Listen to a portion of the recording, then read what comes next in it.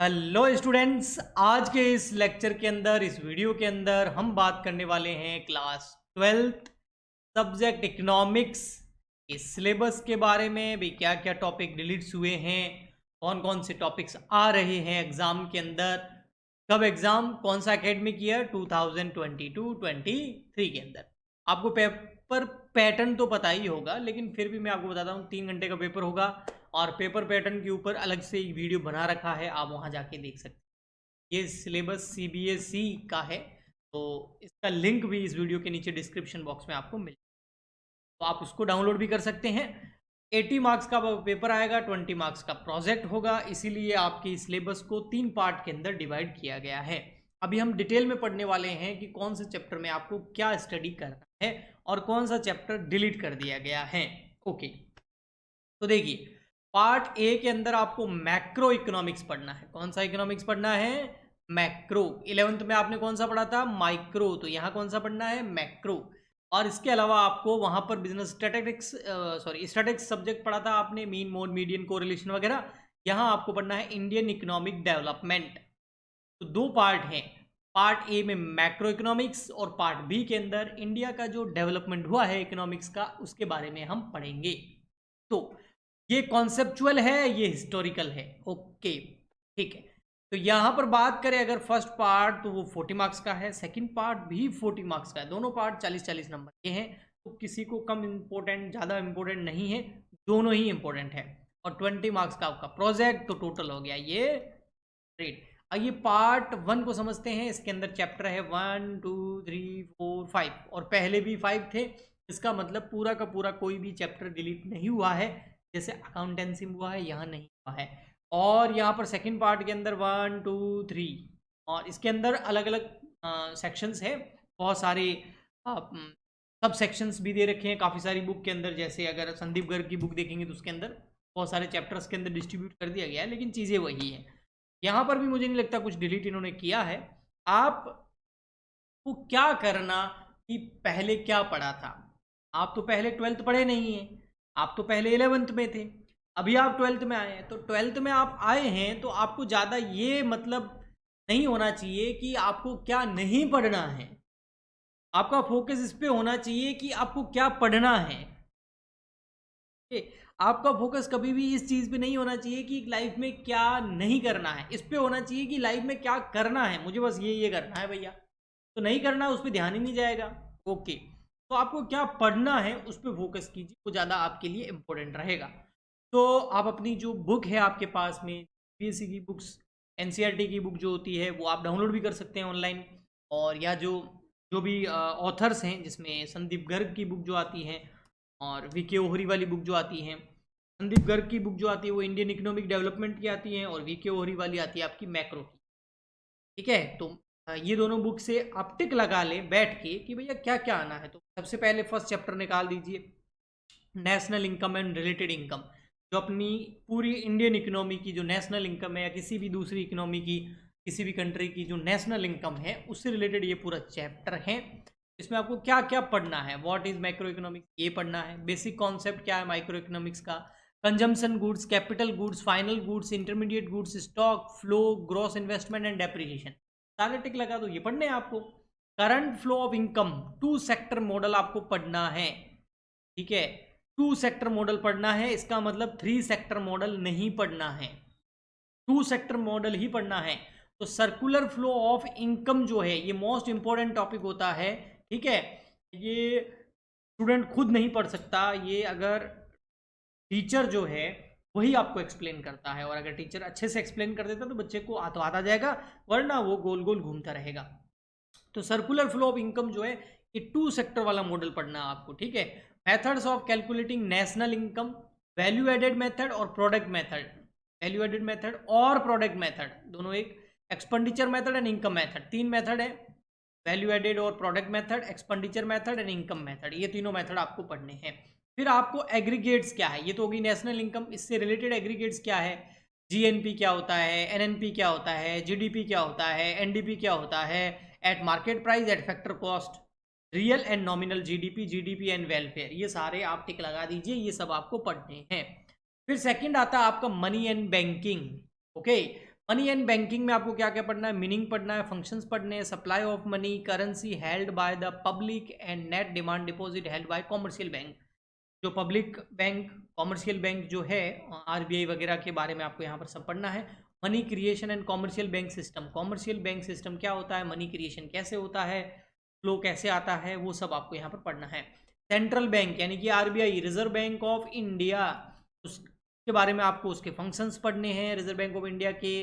Bank issue क्या होते हैं, गवर्नमेंट बैंक क्या होता है, बैंकर्स बैंक क्या होता है, control of credit through bank rate, जो रेपो रेट है ना उससे रिलेटेड है ये, CRR, SLR, repo rate, reserve repo rate, open market operation, margin requirement. ये टेक्निकली बहुत ही शानदार कॉन्सेप्ट है ये वाला जो आरबीआई वाला है ना, क्योंकि पूरा इन्फ्लेशन, रेपो रेट, बैंक, ये पूरा एक इकोनॉमी को संभाल के रखने वाले सिस्टम होते हैं। इसमें कहाँ पॉइंट दबाएंगे और क्या उसका असर होगा वो सीखने वाली बात होती है। तो बहुत ही गजब की चीज़ होती है।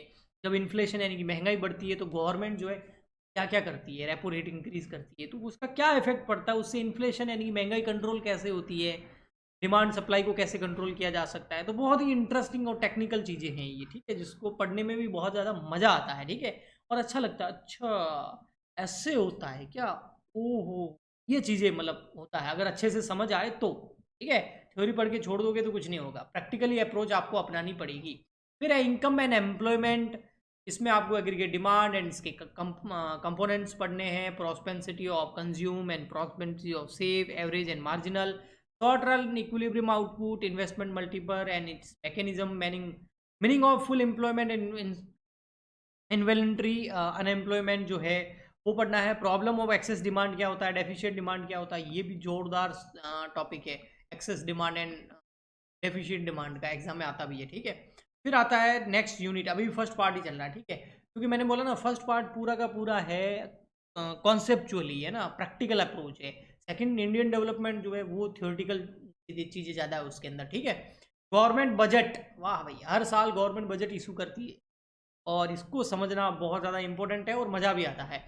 गवर्नमेंट बजट में मीनिंग, ऑब्जेक्टिव, कंपोनेंट, यहाँ तक तो ठीक है, लेकिन उसके बाद जो classification of receipt, revenue receipt, capital receipt, फिर classification of expenditure, revenue expenditure, capital expenditure, balance, surplus, deficit budget, measure of government deficit, इसमें बहुत कुछ सीखने लायक होता है, ठीक है।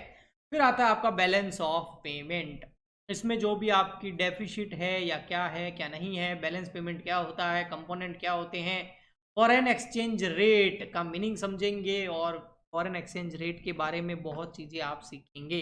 फ्लोटिंग एक्सचेंज रेट सिस्टम को भी सीखेंगे। इसके साथ ही आपका पार्ट ए कंप्लीट हो जाएगा, जो कि एक बहुत ही कॉन्सेप्चुअली पार्ट है। फिर आता है आपका B part, Indian economic development, ये थियोरेटिकल पार्ट है और ये पूरा लेंथी पार्ट है।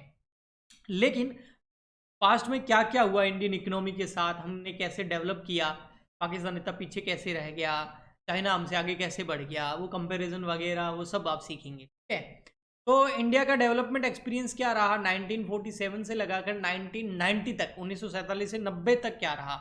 उसके बाद इकोनॉमिक रिफॉर्म्स आए थे 1991 के अंदर, जिसको आप लिबरलाइजेशन, प्राइवेटाइजेशन एंड ग्लोबलाइजेशन बोलते हैं, जो कि लाए थे हमारे इंडियन इकोनॉमी के best economics doctor Manmohan Singh, okay, जो कि हमारा प्राइम मिनिस्टर भी रह चुके हैं 2010 से पहले, ओके। अब ब्रीफ इंट्रोडक्शन देखें, स्टेट एंड इंडियन इकोनॉमी एव ऑफ इंडिपेंडेंस के टाइम क्या था, फिर 5 ईयर जो प्लान्स लाए गए ग्रीनरी के लिए, उसके ऊपर एग्रीकल्चरल एक्टिविटी के ऊपर क्या क्या चीज़ें थी, क्या प्रॉब्लम्स थी, वो सब आपको यहाँ पर पढ़ना पड़ेगा कि फॉरेन ट्रेड वगैरह क्या था 47 से 1990 तक। इकोनॉमिक रिफॉर्म्स आए 1991 के अंदर, इसके ऊपर एग्जाम में बहुत क्वेश्चंस आते हैं। मैंने जैसा कि बोला आपको, doctor Manmohan Singh, one of the best economics in our country, वो जो एलपीजी लेके आए थे उससे हमारी इंडियन इकोनॉमी को बूस्ट मिला, बूस्ट, ठीक है, ओके। तो current challenges of facing Indian economy, अभी करंट चैलेंजेस क्या है इंडियन इकोनॉमी में, वो है human capital formation. Human capital formation का मतलब यहाँ पर ये है कि जो अपनी इंडियन इकोनॉमी है उसके अंदर हमारे सामने सबसे बड़ा चैलेंज यही है कि किसी भी इकोनॉमी के डेवलपमेंट के लिए ज़रूरी होता है कि वहाँ के लोग एजुकेटेड हो, लेकिन उससे भी ज़्यादा ज़रूरी ये होता है कि वो लोग एजुकेटेड हो, लेकिन रियल में एजुकेटेड हो, यानी कि रियल में उनको जैसे उन्होंने ग्रेजुएशन कंप्लीट कर लिया, 12th कंप्लीट की, तो उसके बाद उस स्किल होना चाहिए, उस स्किल का यूज़ करके वो अर्निंग कर सके। बट ऐसा नहीं होता है, यहाँ पर ग्रेजुएशन की डिग्री, 12th की डिग्री ज़रूर मिल जाती है, लेकिन आता कुछ नहीं है। ये सबसे बड़ा चैलेंज, जब तक स्किल नहीं आएगी, यानी कि वो पास आउट हुआ, डिग्री लेके आया, अब वो क्या कर सकता है, पैसा कमा सकता है क्या, उसके पास ऐसा क्या है, वो क्या हुनर है, कुछ नहीं है सर। ग्रेजुएशन के बाद में स्टार्ट करेंगे, तो वो एक बहुत बड़ा चैलेंज है, तो उसके ऊपर ध्यान देने की ज़रूरत है। रूरल डेवलपमेंट के ऊपर बात करेंगे, एम्प्लॉयमेंट के ऊपर बात करेंगे, सस्टेनेबल इकोनॉमिक डेवलपमेंट कैसे होता है उसके ऊपर बात करेंगे।